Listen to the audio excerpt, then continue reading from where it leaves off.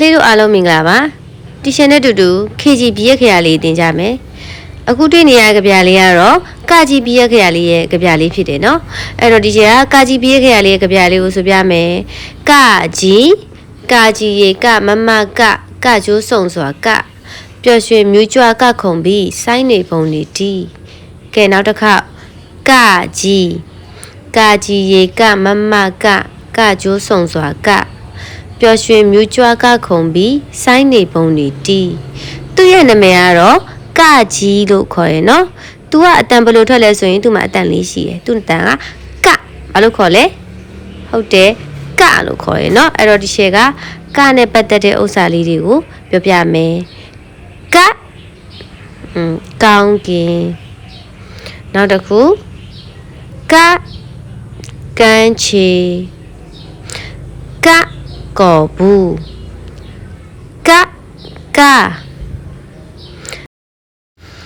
ကဲနောက်တစ်ခုကက်ဆက်ကဘာ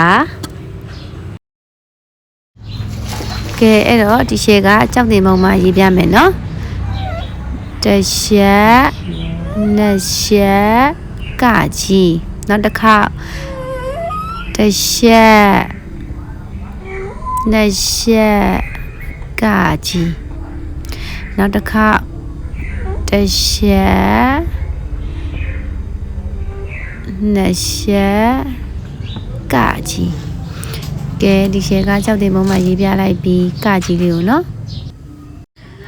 အဲ့တော့ဒီချက်ကကြီးကြပြလေးကိုဆိုပြမယ်နော်ကကြီးရေကမမကကျိုးစုံစွာကပျော်ရွှင်မြူးကြွကခုံပြီးစိုင်းနေပုံတွေတီးနောက်တစ်ခါကကြီးရေကမမကကျိုးစုံစွာကပျော်ရွှင်မြူးကြွကခုံပြီးစိုင်းနေပုံတွေတီးကဲဒီရှယ်ကကြီးကြပြလေးကိုဆိုပြလိုက်ပြီးသူ့ရဲ့နာမည်ကဒီရှယ်ရှိတစ်ခေါက်ကပြောသလိုကကြီးလို့ခေါ်တယ်သူ့အတန်ကတော့ကလို့ခေါ်ရင်နော်ကဲအဲ့တော့ကလေးတို့ကနဲ့ပတ်သက်တဲ့အရာဝတ္ထု5မျိုးပစ္စည်း5မျိုးတစ်ခုခုပေါ့နော်အဲ့ဒီဥစ္စာလေးကိုစဉ်းစားထားပါမယ်